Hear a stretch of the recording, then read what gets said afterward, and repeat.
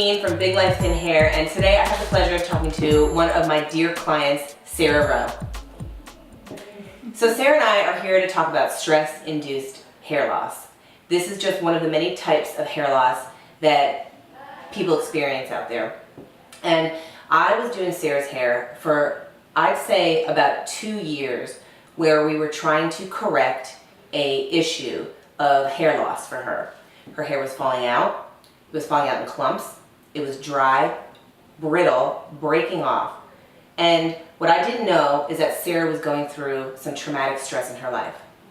Though we were very close behind the chair, she had kept a secret, and I was trying to fix what was going on. Do you want to speak to that? Yeah, it's very true. I had a lot of shame involved in my situation, and to the best of my ability, I was trying to keep it under wraps.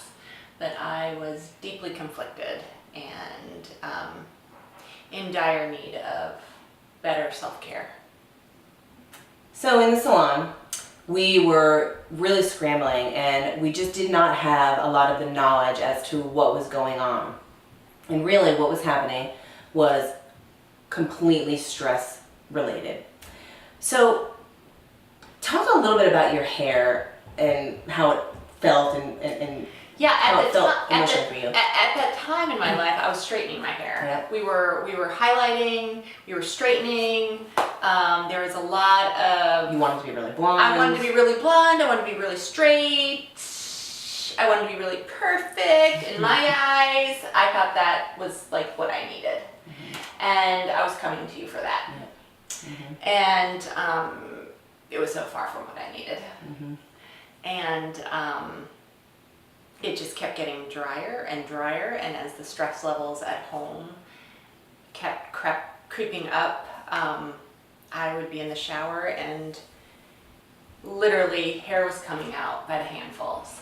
And I sat there one afternoon and cried after a run in a shower, and I think that's when I called you and finally said, what do I do? My hair is falling out. I'm gonna be bald. So, you know, I was taking her issue very seriously in the salon to begin with, but once I had the knowledge of what was really going on in her life, and we could really pinpoint it to stress-induced hair loss, we were able to get Sarah on a plan of recovery, of recovering her hair.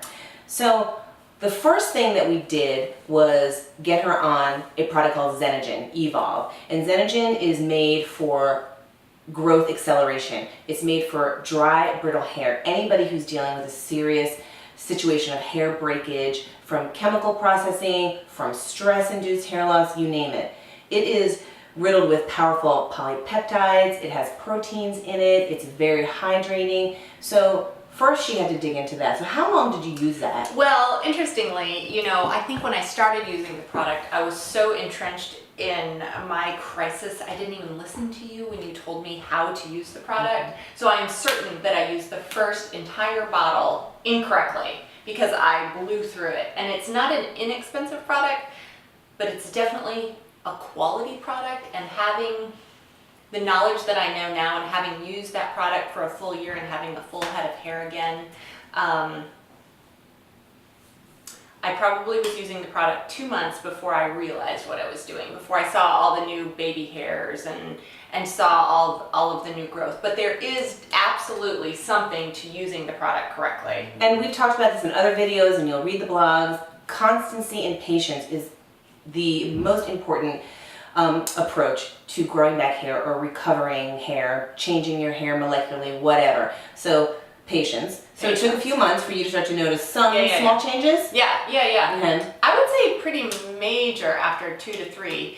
And in addition to that, you and I talked about getting a biotin supplement that I could get over the counter. Right. And I did that. That was, you know, when it comes to biotin, you just don't want to do excessive doses. You want to just do the recommended dose, and only if you're not using it in conjunction with something else that has biotin in it as well. Right. Because biotin's for strength, for shine. Yeah. So we did also treatments, in-salon treatments that we also did, where we took care of like the dead hair, because this is dead hair.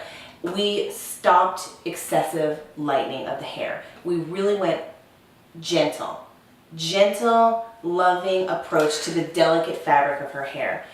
And then we went curly. Yeah, I think that's probably the biggest change. Yeah. And we cut 6 inches off. Yeah, and we said no more blow No frying. more No more blow frying. No more fakey fake. Mhm. I'm gonna embrace what I've got. But one of the most important things that Sarah did is that, you know, she took her nutrition very seriously, and she always had the Sarah's blog, Sarah Eats Clean. Sarah Eats Clean on Instagram. So tell us some tips, some nutritional Yeah. tips for the hair. Yeah. So I'm a huge advocate of fueling everything that we do through the nutrition that we take in. And for hair and nails specifically, I can't stress the importance of lean proteins, a fatty diet, good fats. I'm talking nuts and avocados. I'm talking olives, eggs. I incorporate eggs into my daily diet. I know that isn't in everyone's best interest. You can take a biotin supplement like we've talked about before. And in addition to that, getting adequate amounts of vitamin D is actually very beneficial for your hair, skin, and nails, as well as vitamin C.